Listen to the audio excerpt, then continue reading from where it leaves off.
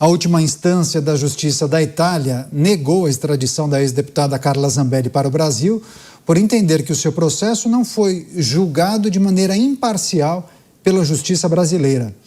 Em sentença, a Corte afirmou ver como problemático o duplo papel do ministro Alexandre de Moraes do STF no caso que Zambelli acabou condenada a 10 anos de prisão pela invasão do sistema do CNJ e pela emissão de um mandado falso de prisão contra o próprio Moraes.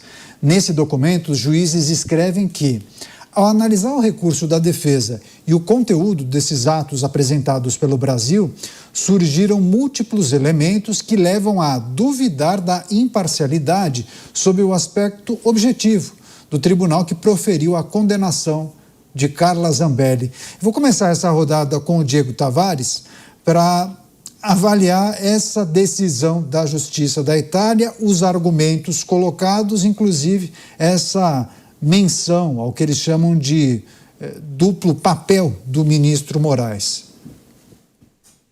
Caniato, esse é o preço que o Brasil paga, é o preço reputacional que nossa justiça paga por nós tentarmos a todo momento nos desviarmos daquilo que dizem os principais pressupostos de direito, pressupostos que não são inerentes só à legislação brasileira, que são princípios universais de direito.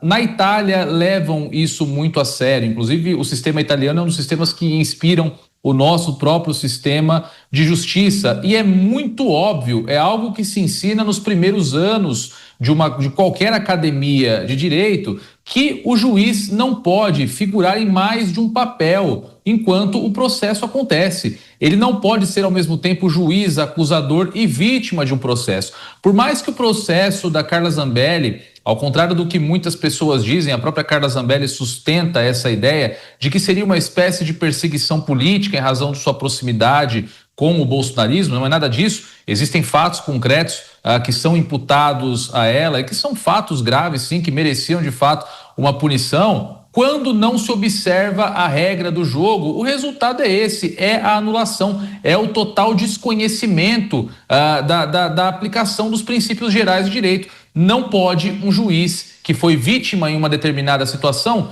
julgar esse mesmo processo. E nesse caso especificamente, Zambelli é acusada, como foi dito, de invadir o sistema do CNJ e implantar dentro desses sistemas um mandado de prisão contra o próprio ministro Alexandre de Moraes. Isso por si só deveria afastá-lo da possibilidade de emitir decisões, de emitir qualquer parecer a respeito desse caso. Mesmo assim, tornou-se comum aqui no Brasil que os juízes julguem esse tipo de processo, processos nos quais eles têm participação direta não só como juiz natural da causa, não só como o julgador que deve ser imparcial, mas também como uma das vítimas. Isso aconteceu no processo da suposta trama golpista, isso acontece em diversos processos cada vez mais. E isso, claro, como eu disse, vai acabando com a reputação da nossa justiça, não só perante a sociedade brasileira, mas perante também o poder judiciário dos demais países. Eu tenho certeza, mais do que absoluta, que não fosse o ministro Alexandre de Moraes o responsável pelo pedido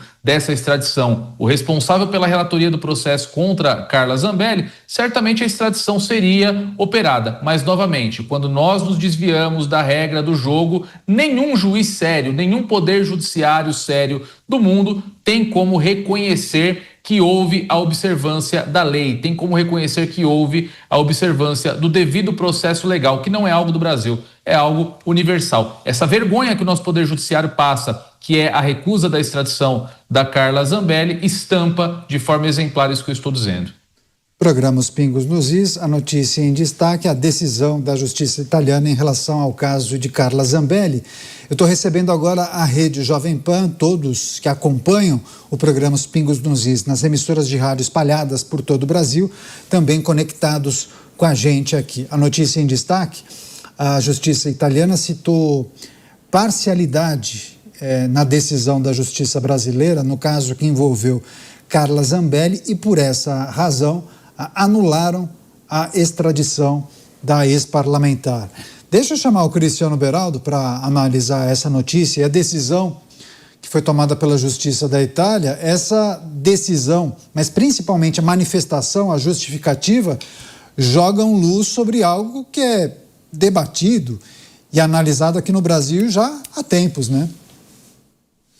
Pois é, Candidato, será que o ministro Fachin consideraria isso uma interferência estrangeira na justiça brasileira? Porque é óbvio que existe uma crítica muito objetiva sobre como se está realizando justiça no Brasil. Esse caso de Carla Zambelli, que tem o juiz em múltiplos lugares dentro do caso, não é o único. Inclusive, se nós lembrarmos, na própria Itália, houve ali no aeroporto italiano um entrevero, digamos assim, um questionamento, uma conversa que ficou mais ríspida de uma família contra o ministro do Supremo Tribunal Federal, e quando essa família chegou no Brasil, a sua vida foi destruída, virou de cabeça para baixo, busca e apreensão, perderam negócio, empregos. Foi uma loucura o que aconteceu.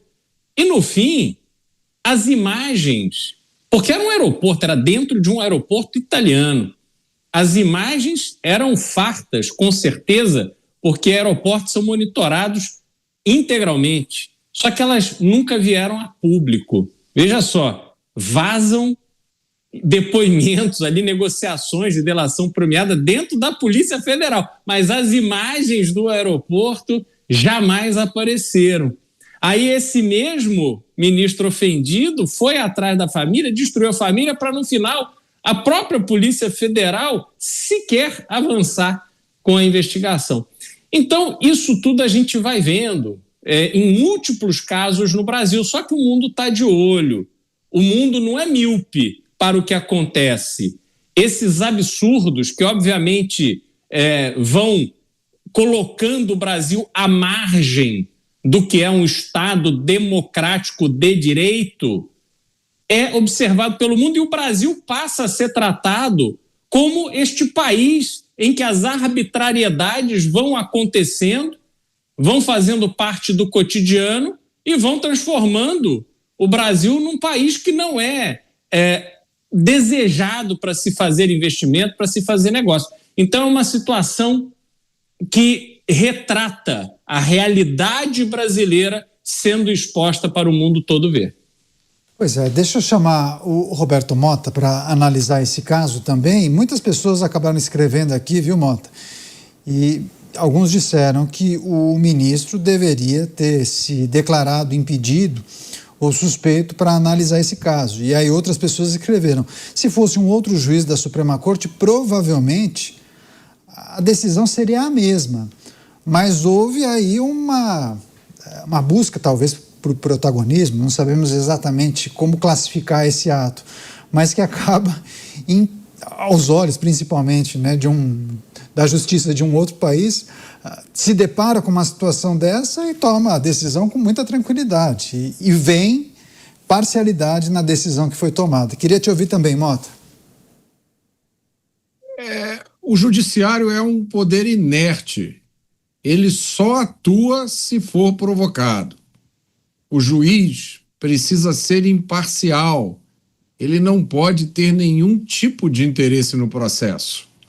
O juiz também não pode ser o acusador. Ou ele exerce um papel ou o outro. O juiz não pode julgar um caso no qual ele é a vítima. Essas foram as mensagens da justiça italiana. Você, Musa, a gente está destacando esse caso em que há uma manifestação da Justiça da Itália a respeito de um julgamento que aconteceu aqui no Brasil, e aí, naturalmente, isso chama atenção, né? Porque é um ator de fora do processo, ele está fora, e aí, quando ele tem acesso ao que aconteceu, a Justiça italiana toma uma decisão e se manifesta sobre esse caso especificamente, porque Carla Zambelli foi para lá. Agora, há uma porção de casos em que as figuras não saíram do Brasil, né? Não tem essa oportunidade de pedirem avaliação para um agente externo. Mas talvez se pedissem e o agente externo topasse, a título de curiosidade, talvez a avaliação fosse parecida com a Justiça da Itália, né? Pois é, infelizmente nós chegamos no ponto, Caniato, em que nós estranhamos quando uma justiça age de forma técnica, né? A gente espera cada vez mais uma intromissão, cada vez mais um viés. Não, quando ela acontece de forma técnica, nos chama atenção. É a mesma coisa quando saiu nas capas dos jornais, os principais meios de comunicação no Brasil. Me lembro muito bem isso, quando um taxista encontrou uma carteira cheia de dinheiro e ele devolveu. Era essa notícia que ele devolveu. Então, é um país onde a manchete acontece porque alguém devolveu o dinheiro. Se alguém tivesse roubado, passaria batido, porque é o normal do Brasil. O normal do Brasil também é a justiça não se valer de nenhuma regra que supostamente estaria válida. A notícia do Brasil é quando alguém cumpre a risca as regras do jogo. Nós achamos estranho, porque o ser humano tem uma alta capacidade de se adaptar a absolutamente tudo, inclusive as estranhezas, entre aspas, estranhezas, por assim dizer, que vem acontecendo no Brasil.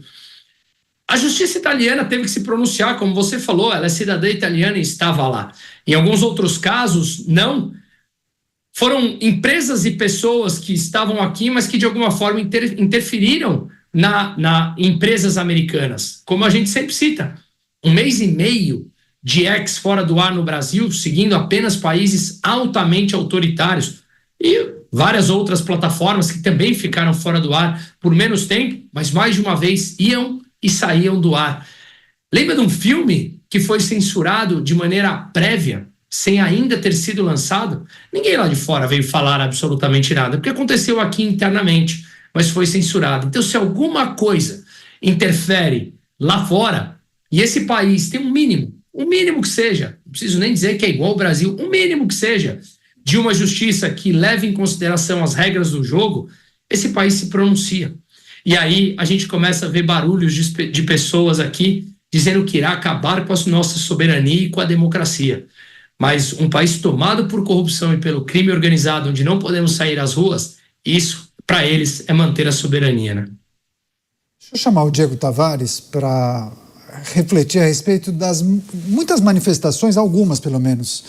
Eu me lembro de uma decisão da Justiça da Espanha, no caso de um jornalista.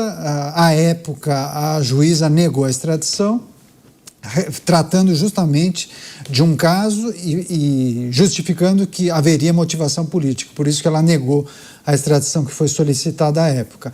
Há várias manifestações de autoridades e da Justiça dos Estados Unidos em relação a alguns episódios, principalmente quando a gente olha para aquelas decisões que foram tomadas contra empresas americanas aqui no Brasil, e essa decisão tomada pela Justiça da Itália. São casos distintos? São.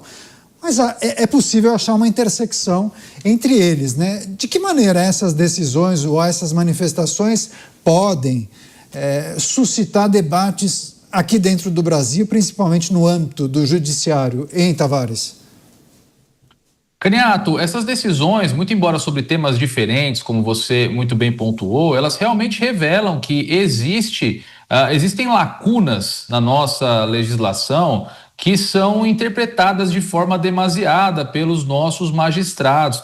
A interpretação de uma lei, a interpretação, enfim, de um preceito jurídico, ela está no escopo da atividade jurisdicional, da atividade do magistrado, mas isso tem que encontrar limites. Não pode a interpretação se sobrepor ao próprio escopo da lei, e é isso que acontece aqui. Ora, quantos casos nós podemos exemplificar aqui que a lei diz algo muito claro, que o céu é azul, mas quando chega na Suprema Corte, por exemplo, os ministros dizem, veja bem, aqui a lei diz que o céu é azul, mas não é bem isso que a lei quis dizer. E aí joga-se sobre esse texto legal uma interpretação que conduz a um resultado totalmente distinto, saindo exatamente daquilo que dispõe uma redação claríssima. Isso acontece muito por aqui e é algo anômalo para esses operadores do direito, principalmente de países onde o direito é de fato levado a sério. Todos esses exemplos que você citou, a Itália, a Espanha, os Estados Unidos, levam muito a sério a operação do direito porque reconhecem o problema gigantesco que é a insegurança jurídica.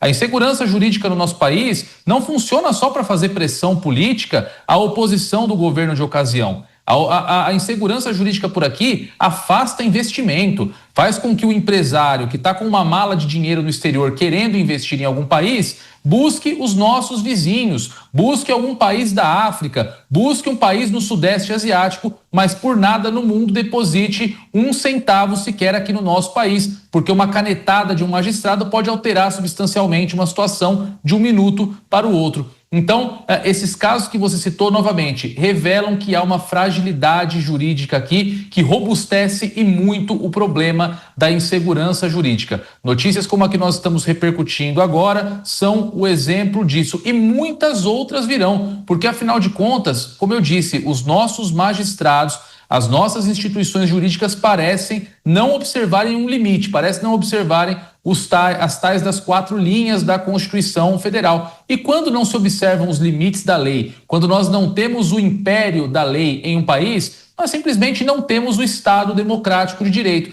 Isso se torna só um jargão populista para se fazer palanque em época de eleição. Vamos dizer por aí que estamos defendendo o Estado democrático de direito. Vamos dizer por aí que nós estamos defendendo a democracia. Mas não existe Estado democrático de direito. Não existe democracia se em um país a legislação, principalmente a Constituição Federal, não é observada. E aqui nós estamos tendo um show por parte do nosso Poder Judiciário de inobservância da Constituição Federal. Você, Beraldo, quem está de fora do processo consegue enxergar melhor o que acontece aqui dentro, ou quem está aqui dentro sabe exatamente o que acontece, mas muitas vezes não se manifesta por conveniência ou porque está do lado conveniente do balcão? Quando você está inserido nesse universo dessa justiça com J minúsculo que temos no Brasil hoje, em que as relações pessoais e o tamanho da sua conta bancária são essenciais para que você consiga uma decisão favorável em diferentes instâncias do judiciário, aí fica complicado, Caniato, porque hoje você pode brigar com um determinado magistrado, porque imagina que a decisão tomada foi uma decisão injusta, isso e aquilo, mas do ponto de vista do advogado, amanhã pode ser que outro cliente precise do mesmo magistrado. Então, essa relação ela vai até um determinado ponto, o advogado não vai sair também, vai ao OAB, vai dar entrevista, esculhambando o ministro, senão ele não vai ter cliente. Né? No Brasil é isso. Você tem que saber quem é o advogado, que tem bom trânsito com o tal magistrado, e se é um colegiado, aí você vê as empresas, às vezes tem 5, 6, 7 escritórios contratados pela mesma empresa. Isso é razoável? Vai explicar isso para um estrangeiro, para o presidente mundial de uma multinacional, que tem um caso onde ele enxerga claramente que tem razão, mas no Brasil ele vai precisar contratar 7 escritórios de advocacia, porque cada escritório de advocacia tem trânsito com um determinado magistrado que está ali no colegiado que vai julgar. Então essa é a realidade brasileira. Quem está inserido tem 2 alternativas. Ou dança conforme a música para poder, se for advogado, conseguir ter cliente, conseguir manter seu escritório. E se for alguém ali, um réu e tal, vai ter que se virar para conseguir contratar as pessoas que têm o trânsito necessário para resolver o seu problema. Agora, se você está de fora, ou você abandona, aí você entrega e vai embora do Brasil. Agora, se você está de fora, né, você pega juristas europeus, pessoas que estudam profundamente a história do direito, não são pessoas aleatórias, não são pessoas qualquer, pessoas que têm um conhecimento da história do direito no mundo, observam fatos concretos, não sabem quem são as pessoas, nunca conversaram, não leem notícias de forma cotidiana, mas pegam um processo específico e olham tudo aquilo que aconteceu naquele processo. E aí fica muito evidente que tem alguma coisa muito errada no Brasil. É isso que nós estamos falando. Então, Caniato, infelizmente o Brasil hoje perdeu o seu pilar fundamental para ser considerado, primeiro, um país civilizado, depois para ser, de fato, considerado uma democracia, um Estado democrático de direito, porque a justiça brasileira ela é uma justiça de faz de conta. O Samuel, que o Mota usou na sua fala mais cedo, esse aí, se for um Durango Kid, esse está ferrado. Como vários desses que ficaram ali no 8 de janeiro, estão presos há anos por causa disso. Porque os da Lava Jato que roubaram, dinheiro público, meteram no bolso, dezenas de milhões de dólares na Suíça, mala de dinheiro, roubaram dinheiro público, enfiaram dinheiro roubado em campanha política, destruíram a democracia brasileira. Esses aí, como roubaram, eles tinham dinheiro para pagar os melhores advogados. O que aconteceu? Ficaram presos menos tempo do que essas senhoras, esses senhores, esses pais e mães de família que estão encarcerados desde 8 de janeiro de 2023. Então isso é justiça? Não, isso é um país de faz de conta. Isso é um país de trouxa, porque nós somos uma população de trouxas. Nós não temos esse sentimento, vou matar ou morrer pelo meu país. Isso não faz parte da formação do brasileiro. Então, o Musa falou mais cedo, né, que as pessoas dizem que nós temos coragem de vir aqui falar as coisas, porque o Brasil exige coragem para falar o que é certo, para falar o que está na cara de todo mundo. Mas as pessoas têm cada vez mais consequências negativas em dizerem aquilo que está evidente para todo mundo. Portanto, isto é o Brasil de hoje. Vai resolver com o diálogo? Vamos dialogar. Ora, vamos fazer um grupo de trabalho, isso! Vamos lá, vamos pegar um ministério, vamos fazer um grupo de trabalho com representantes do legislativo, do judiciário, do executivo, vamos trazer um pessoal da ONG, vamos trazer um pessoal da igreja, e aí vamos nos entender, que somos pessoas muito sensatas, vai ser assim que vai resolver. O Brasil precisa de medidas duras. Só que um país que sequer consegue impedir o crescimento do crime organizado, que vê o país ser entregue na mão da bandidagem, obviamente não está interessado em resolver essas sutilezas que beneficiam um pequeno grupo às custas do trabalho, do suor de milhões de brasileiros que estão aí levantando cedo, dormindo tarde para conseguir pagar imposto.